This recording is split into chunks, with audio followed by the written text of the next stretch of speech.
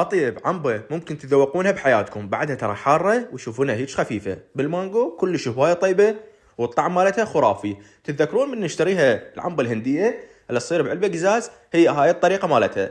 ضفنا كوب واحد من الخل الاحمر، او تريدون خل ابيض ماكو مشكله، بعدين مي هم كوب واحد، وشويه من الخل التفاح وفص مال ثوم، وهذا البودر مالت العنبه تلقونه عند العطارين او عند جماعه البهارات. قولوا له نريد عنبه راح ينطيكم اياها. نظل نخلط بيها بهالشكل هذا على مود ما تتكتل عندي ويصير مو كلش هوايه مرتب، لان راح يصير بها كتل. بعد ما فارت راح هنا اضيف عليها المانجو او المانجا، اوكي، يعني بهالترتيب هذا لمده 10 دقائق. يلا اطفيها. بعدين فلفل حار مكبوس ضفناه بهالترتيب هذا.